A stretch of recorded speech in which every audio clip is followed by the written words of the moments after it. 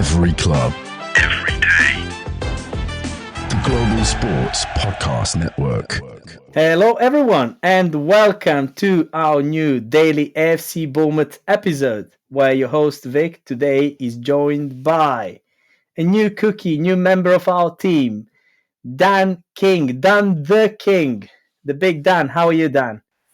I'm good, Victor. Lovely to hear from you and lovely to hear from everybody else. Up the cherries. Up the cherries. Right. Now, many of you, maybe none of you know, right, how Dan and I met. Dan and I used to play football for a lower division club back in the days. We're talking about, what was it, 7 years ago? Yep, 7 years ago. 7 years ago, you were in goal. I was in goal. You were the little striker, number 10. Yeah, I had the limelight. You had the hard job to save the goals. Often we didn't save the goals and often we lost, but it's a bit like Bournemouth back then and 7 years ago. Now look at us. That's why we decided to hang the boots, and that's it. Decided to, make families and go a different way. Right. Now, I'm glad you joined me, Dan. I knew you were always a passionate Bournemouth fan, but I never had on my mind a thing that you could become a part of the Global Sport Podcast Network. Before we start with Dan's thoughts about the whole Bournemouth season so far, and before we start with our post-match review, we have to mention that this podcast is a part of the Global Sports Podcast Network, which is the only network that brings you exclusive daily news and views on your Premier League team, the Premier League, women's football, and fantasy football.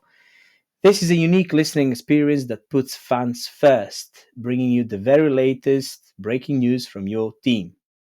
Subscribe wherever you get your podcasts from and make us your first listen, if you can, every day. Global Sports Podcast Network. Every club, every day. Every club. Every day. The Global Sports Podcast Network. Right. Oh my God, so many memories going through my head now from the days when we used to play. Oh, those counter-attacks, mate. I would catch the ball, then send you diagonal pass into the space and you would just finish. That was a two-touch finish. Oh my God. What a season we had, right? What a season. What a season. And yeah, some of the other lads as well. I've seen you go together to the games, and hopefully we'll be able to get them on our podcast, maybe even as guests, if not to join as hosts. But for now, I want to hear your thoughts about Bournemouth's form, right, so far this season, and you as a fan who, if I'm wrong, correct me, but I think you go to every single game. Most games, a little bit harder when you have a little one, but I try and go all the home games and as many away games as possible. Right. So tell me about your views and your experience from it. Wow. Like I said, I've been a fan for a long time. It's been a real big experience from being at the League Two, just about to be relegated and attending home and away then to where we are now. I feel like I'm living in a dreamland, not only being on this with you, Victor, obviously seeing you from the goalkeeper. I think you were in a bit of dreamland there, counter-attacking football. I don't think we played that. I think that's what Bournemouth play. That it's we're in a really dream situation being a Bournemouth fan. If you like football and you're neutral and you listen to this, start watching Bournemouth because you'll enjoy it. The high tempo, it's exciting. I take myself back with, you speak about some people who went to watch some football and play football with. We were chatting about it at the game back about a few seasons ago when we had Scott Parker. We were winning in the championship, but the football was boring. And I look at where we are now and the ownership model we have, it's just getting better and better. The owners shared with me, I have a fortunate position that I've sat on a supporters experience group, and they've shared me insights about their philosophy to before Arola even came. That was their philosophy as a company. They wanted to play attacking football, and they are. It's just entertainment. We're connected with WWE as well. It just shows us we're entertainment. And look, we're winning so many games, but even last season we weren't winning at the beginning. We were playing entertaining football, and I am loving it. Victor, It's great to be a Cherry, isn't it? Honestly, I almost every episode I do mention that for everyone who is not a Cherry supporter yet, now is the best time to become one. It's me obviously being in football for years and back in Serbia, even playing on a semi-professional level. I'm glad that I managed to redirect my passion for football to become a Cherry fan. And now, second season already that I'm going to watch every home game. It's just something special. Even though we're the club with the smallest stadium in the league. Like you said, what was it, back 2007, 2008, when we were nearly to be relegated from the League Two as well. Obviously, I wasn't in the country yet, but yeah, just going from there to where we are now and It makes me fighting for. proud, though, Victor. It makes me proud. Yeah, You're a I Cherries feel fan. proud as This well, of this course. this this is what we wanted. Like, if any of the people associated with the club were listening to this today, this is what they wanted. They want us to get as many fans, new fans as possible, involved with the club. You're going every week now on a home game. That's exactly what we wanted.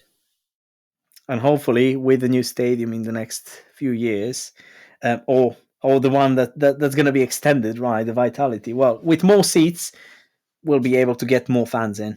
It comes with other complexities as well. If we rebuild the current stadium, what happens when we're playing the games?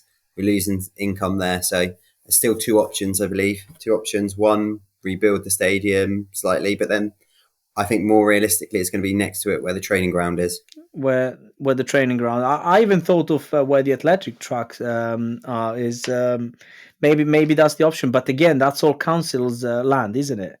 It is, but there's agreements. I was part about nearly 10 years ago where there talks about one of the agreement would be moving the stadium to the athletic stadium as part of the agreement if needed to. Right. Well, hopefully you will be able to give us more information about the club in our future episodes. So before we start talking about the post-match review, obviously you were at the game. You were at St. Mary's, and you're going to have a lot to talk about, right? Especially because we won again. But before we dive into everything, we're going to go for a short break. And let's hear what our sponsors have to say. Every club, every day. The Global Sports Podcast Network. Do you have a story to tell that the world needs to hear? Have you struggled with reaching new audiences who are engaged with your story? It might be time for you to start a podcast. Let me tell you about the platform we use here at Global Sports Podcast Network. Zencastr makes it easy to start a high-quality podcast built for growth from day one. With 4K video recording from your phone and AI editing that automatically removes ums, ahs, ya knows, and 22 other speech patterns, Zencastr makes it super easy to start a podcast that sounds great. Ready to tell your story? Check out the link in the show description to learn more about Zencastr. Every club, every day. The Global Sports Podcast Network. Right. I really want to hear from you. How was it on Saturday? How was in St. Mary's, and how cool was it seeing the Saints fans leaving before the end of the game? Oh, wow. Well, there was chance after 10 minutes is there a fire exit because there's fans leaving after the 2-0. I've done St. Mary's a couple of times. It's been a really interesting because they've changed their seating where the away fans sit, switched it completely the other side of the stadium. Actually improved the atmosphere because the fans were closer together. It's again, an amazing experience from the beginning, from the atmosphere, when the Saints go to the championship, that was being sang before the game and a few minutes in the game when we scored. And then there was a couple of other ironic chants. Something like, sing it, play up Pompey and songs like that linked to Southampton, just to rub the salt in the wound. We're really enjoyable. And tell me, I mean, before the game, right? I was aware that some of your friends had thoughts on the game and expected 0-0 score. What were your thoughts about that? Wow, I did actually a Southampton podcast just before the game, and they asked me what I thought, and I was actually really nervy because Southampton were getting better, and obviously Bournemouth were on a great run. Obviously, apart from the Liverpool game, I felt a little bit nervy because Saints had something to prove to us. I thought it was going to be 2-2. Luckily, we got the 2 goals early, and I felt a little bit more relaxed. But when I spoke to most of the fans, there was actually a sense of nerves because, as Bournemouth fans, we don't want to be too optimistic because, even though we are starting to be, because then you're going to be happy no matter what, aren't you? So Yeah, you are right there. I in the pre-match episode, which I did as a crossover episode from our colleagues with our colleagues from Southampton, they weren't as positive. They thought that they might get away with something, but they said if we get a draw, we will be happy. My score prediction was 2-1. Obviously, I was 1 goal off. I did predict the whole starting 11, which I usually get to do. Now with my experience watching the Cherries, even with Clivert, that was a lucky one. Do you not see Clivert wife and labour the night before? No, I did not see that. If you've not seen that video, no, please watch it because he's got a video he put on Instagram where he said push it real hard while she was pregnant, about to just deliver the baby. Yeah. Well, I didn't really say that, but congratulations to Justin, right? We got to say that, and obviously the Cherries. I don't know.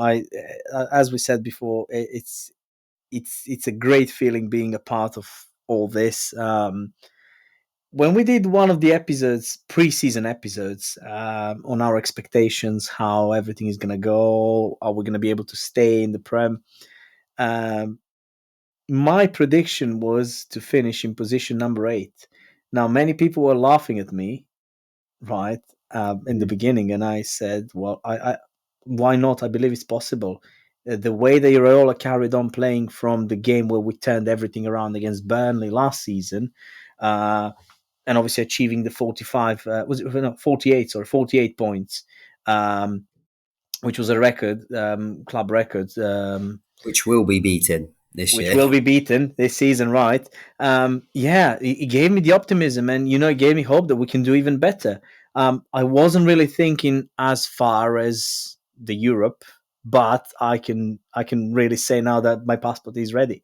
And the funny part of all that would be, what if a club that I support from Serbia comes to play against Bournemouth?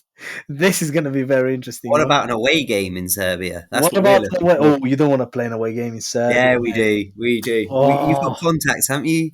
I think, Victor, we can all go over. I've got a group of friends. We'll get our flights ready, and we're all excited to go over there. Right. I listen. I think our children should have their fathers right for the rest of their lives. So maybe that wouldn't be that safe. I don't know if you ever seen any of the Serbian derbies, especially where they play Red Star Belgrade against Partizan Belgrade.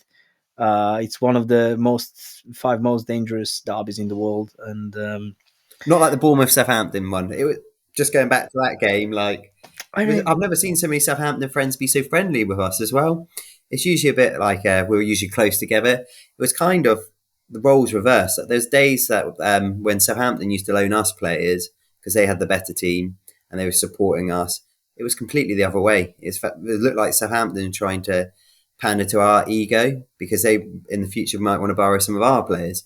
They got. Yeah. I mean, we had loanees to Southampton. Brooksy was in Southampton last season, no? Yeah, and we're loaning to them. But through this period, there's some great players through from Southampton that loaned to us. Somebody called Jack Court, somebody called Andrew Sermon.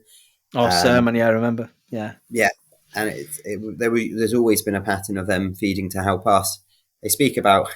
It's quite interesting looking at some of the fans forum from Southampton. They were speaking about the game that they used to put money in the bucket to Bournemouth to keep them going, and then can they come and help us now? They're asking for their favour back.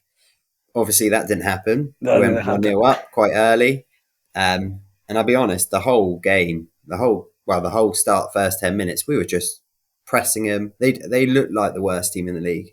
A real comparison to when we watched them the home game, because I actually thought they were a little bit unlucky first half in their home game when they played us. But they just looked like they're falling in pieces, couldn't handle us. Ryan Christie in the midfield was dominating, just chasing down. Tyler Adams, Arola did a interview about what is Tyler Adams good at, and he said about eating up space. And you watching that game, he just finds out where the pass is going to be. His press, he's got such a great anticipation. Yeah, I think he's a bit underrated. I think he's a bit underrated. We don't talk about Tyler Adams much. Obviously, we didn't get the chance to see him until this season, like to start properly and play since he arrived from Leeds, while he was most of the time injured. And now seeing him, I was a bit worried when he recovers fully, right? Where is he going to play? Because we had Christie and Cook playing as CDMs, which were great as partners. So who are you going to bench? What are you going to do, right? Are you going to put Christie a bit, more forward, like let's say as a central attacking middle? That. It didn't work. I know. You can't take Christie out of it. No. You've got to keep Cook and Adams. Cook and Adams, one of them has to play with Christie. But fortunately, obviously, right back is now Cook's new position. I mean, he's doing well. He's an all-round player. He's like he's the player who can play a centre back, a right back, a CDM, a CM. Like I haven't seen him play striker yet. No, not yet. But with the injuries that we got this season, right? He might be the next one. I think he's almost up there with Dango's versatility. I would say though, like Arola was commenting it a few weeks back about Cook. He's a special player. He said that Lewis Cook, he's obviously being in the centre mid, you've got to be ready to turn and quick, knowing the quick pass. Yeah. When you're a fullback, you've got to have a bit of pace about him. And I've not realised he's been this quick. Lewis Cook has been another hidden gem. Call him up for England, I say. He kept Anthony Gordon out. He's keeping all these big players out. We could speak about all of them. We are very blessed. I think he did well, and obviously it was a bit unlucky against Liverpool that he committed the penalty, but from the stands, what we saw, that wasn't looking like a penalty. It looked like Gakpo tripped himself over. It was, but again, Cookie didn't complain, so he must have touched him or something. But again, for the rest of the game, he was good. He was good. So what will happen when Smith is going to be back? What will happen when Araujo is going to be back? Obviously, you could see Iraola's ambitions by not keeping Max Aarons in the team because he just couldn't find his spot, I guess, and then giving Cook the chance to play the right back in front of the proper right back, can tell you something. I think it's just the attitude. I think you got to buy into the Arola way or buy into the Bournemouth way. It's high press. Everyone's in it together. No one's bigger than anybody else. It's a team feel. Like if you look at the team, like individually, you can't. Well, they are getting better and better, and higher price tag. But they've been there for a couple of seasons now, and you're looking at them going, like, who is that star player? They're star players because they're joining together. Yeah, and it makes you feel scared if one or two of them leave the club. How will that affect the whole squad? And will there be good enough replacement for them? And I don't know. I just hope we can keep as many as we can. Obviously, with the rumors around and everything that's going on, we can sort of have a picture of who is gonna go this summer. But let's not jump into conclusions, because if Bournemouth gets into Europe, right, and maybe some of the wage increases will keep players, in the team, because they will play Europe at the end of the day. Financial fair play will mean we have to sell somebody. So we are burdened by that. So we will have to sell somebody, but that's the model we have. The ownership model. Look at there's players that we've signed recently. They're young. They are players to fill in if somebody goes. Let's say Kirkes goes. They've already got Julian Soler, yeah. which is a part of their plan. They've also got James Hill. They've also probably got Lewis Cook or Dango who can play left back. So, yeah. They're going from left wing to left back to left midfielder and then a striker and then boom, hat trick. Come on, man. You got to love Dango. What an athletic player. His first goal, I've been watching him for a few weeks now and thinking, gosh, he's got a massive leap. That goal against Southampton, proper power header. Yeah, power header. But I think he's in the team as well as a striker to defend, which sounds backwards, but on the corners, he's always one of the people at the front post to clear as well. So, yeah, I was surprised. There's times in the year when we had a player called Kiefer Moore, and Kiefer Moore would get taken off, and Dango would come on to defend the corners. And now I'm starting to see why, because his aerial ability is just phenomenal. Yeah, he can jump a lot, and saying that he's defending, right? I think because the way that Iraola plays him, I think he plays him as a false nine rather than the proper striker. Because don't forget that you got Semenyo cutting inside all the time. So I think that actually what happens, Semenyo and Kluivert are the ones to cut inside and become strikers when we're attacking, because he's going to come and drop in the middle, right? Mm-hmm. Yeah, I would say, well, you've also got Brooksy there. So on a corner, it's really always interesting what's our corner set up. It's Kluivert. Kluivert stays, because I don't know who's quicker, but Kluivert's the man who stays up there. Against Southampton, though, I must admit, Dango struggled second half because the defenders, centre-back for Southampton, pressed him really tight, and he was having his back to goal, couldn't get flick on. But he was playing last man. I have seen previous games where he would drop in, but he had a clear instruction to stretch the play. Kluivert, though. Let's go back to Kluivert. Let's talk about Kluivert. Kluivert didn't score yesterday. Obviously, he was pushing hard. He was pushing hard, but it's just, even when you don't score, you watch the rest of the team and think, God, that's great tracking back. You saw it from him. You saw it from, well, we know Christie. Christie's, if you haven't watched Match Today, they're praising Christie. Ryan Christie again about his tracking back. And the guy with 3 lungs, I know. Unbelievable. And then who else was I really, really impressed with in their tracking? Lewis Cook.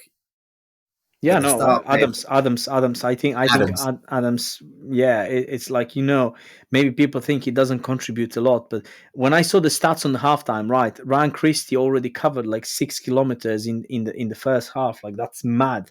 And if you divide that means that every 9 minutes he would run a kilometer. It's crazy. It's crazy. Right. Time for another quick break. Love talking to you, Dan. Right. And we'll definitely be back after the break to talk a bit more about what do we expect from Bournemouth in the next few games. Who are we yet to play, and how much we can get out of those games. Stay tuned. Every club, every day. The Global Sports Podcast Network. Your body is unique, and Global Sports Podcast Network has partnered with Bionic, the world's most personalised supplements. Bionic provide 100% tailor-made supplements, designed to deliver precisely what your body needs at exactly the right levels to optimise your health. No guessing. So click the link in the show notes. Use the code GSPN2025 for 40% off your first month's subscription. Bionic. Don't settle for off-the-shelf solutions made for just anybody. Get what's right for you right now. Every club, every day. The Global Sports Podcast Network. And we are back to talk about how the Cherries managed to keep their European aspirations, and just to make sure that everyone has their passports ready to travel this autumn and next year. Right. So, Dan, where do we stand? What do you think Bournemouth will do until the end of the season? Where do you think we'll finish? Well, I didn't realise. They were telling me yesterday there could be 7 Champions League places. Wow. Last year, 8 of the teams went to play European competition. So not all of them Champions League, but 8 first spots. So even if we don't get Champions, even if we get another European competition, it's still a big achievement, no? massive achievement, but I wasn't even realising that, let's say Newcastle don't finish in the top and they win the Carabao Cup. Aston Villa win the Champions League. Man United win the Super League. We might win the cup, hey? Well, we might win the FA Cup as well. So, yeah, either way, a European. Let's go be a bit more realistic. Like, I'd take any European football. We were talking about Serbia for an away day, but I'd probably look at, you are right, there's probably some other lovely places I'd like to go. Yeah, like, we can do better than Serbia, right? We can. It's always an adventure, isn't it? So, but yeah, I would take any European football. Realistically, I think most Bournemouth fans would take a Europa Conference, and that would be a really good season. Yeah, because we get to play with sort of same level of same level teams, and I think maybe we would be able to even do something rather than jump straight into the Champions League. I mean, you never know, because we've done lots already. We've beaten City, we've beaten Arsenal, we've beaten United. We're going to beat them twice, and it's like, it's just a dream. What does scare me though, right? In the next few games, who are we playing? And I think we're going to be, because obviously we've got in the next 3 games, we're playing Wolves twice. One of them is FA Cup on the 1st of March. So our next home game is against Wolves, which I believe we will win. But then away... They did pretty well against Liverpool. Always be wary. Say again? I said they played pretty well against Liverpool. They did. They did. If Cunha left the team, they would have been gone. They would have been relegated. I was hoping he'd be injured. I was hoping to be injured, but he isn't. You never know. There are still a few trainings until the end of the week. We might send someone in, right? But the one that really scares me is Brighton away, because obviously Bournemouth does have a bad record against Brighton, and last time, it wasn't that great, was it? They just played us. They the one team when I've seen them at home just play us out the park. Actually, they were phenomenal against us. I don't know what I think that's the one game I can think about Arola been tactically outdone by their manager. Going back to the Wolves, I sarcastically said we've got to, but I feel confident too. Do you think we're going to win both games? If we could have won against Everton 3 games, right? Because we drew with Wolves, right? Away. It was 2-2, I think. Was it 2-2? I can't remember. Yeah, but I think it was a draw. So obviously, because we are flying now, literally we are flying, and this is not the time to lose. If we are flying like this, we were that good with 8 players injured, right? We've got 2 back now. We've got Sinisterra and we've got Alex Scott back, right? So that gives us even more chance, even sort of like bigger squad depth. Cup. I think the cup will end on penalties. I don't know why. I have a feeling, because we're playing at home, we're going to get the most for our money, right? So we're really going to watch a lot of football. But home win, obviously, we're going to do another episode for all the listeners. We're going to do another episode, which is going to be a pre-match review with Wolves by the end of this week. Well, so we will talk a bit more about the Wolves game. In that episode, but I think if we manage to beat Brighton away, that will be our cutoff point, and that will be the game that will take us to Europe. I agree, but we still got quite an easier run in than other teams. The only difficult team that we have, okay, I can understand about Brighton. Arsenal away, City away. Yeah, Arsenal away, City away. City away. We played Liverpool. Played Newcastle, we played Chelsea, we've got Ipswich to come, we've got Brentford to come, Villa to come, United to come, and last game against Leicester. United, nice easy one, that one. I know, but you don't even think like, who are playing? United. An easy game, yeah. It's just one of those, when I speak about the dream world, this is where we are, Bournemouth fans, where Man United I think they're 15, 20 points away from us, closer to relegation, and that where we are, our small little club with a big heart, and we're going to Europe. The only annoying thing is they could also be in Europe too. They might win their league, Super League or whatever it is, but yeah, we're on it. It's it's maybe everything feels that way because we're such a small club, and even when we go towards the games, and with 11,300 seats in the stadium, everything feels so close. And I've had the chance to talk to one of the AFC Bournemouth players in the last 3 weeks. So I met him twice, and I asked him about the opinion of how he feels, when he plays and all that. And he's just, even when he used to play for a different club, I won't say who it is, but he used to play for Sheffield United. So you probably know, but let's leave the listeners to have a think who that might be. But yeah, I mean, he said that it was so difficult when he used to play for Sheffield to come and play in Bournemouth, because everything, that the fans are so close, the stadium is so small, and you really got to know how this stadium breathes to be able to play. So what other clubs don't do, and what Bournemouth does, is that they let sometimes players train in the actual ground. Right, so they don't only use the training ground next to it; they actually let them train in the ground so they can get used to the pitch, which I find really fascinating. It will be interesting to see how the away fans will cope with our stadium when we play Europe. So people from abroad. Well, there's a few rumours that it doesn't meet the standards at the moment. There's a few talk. You have to have a certain amount of hospitality, and we don't have that currently. Don't tell me we're going to go to play in Southampton home games. Well, that's one of the rumours, but I can't see the owners ever letting that happen. No, I think something will be done. They can build a stadium quickly. Something will be done.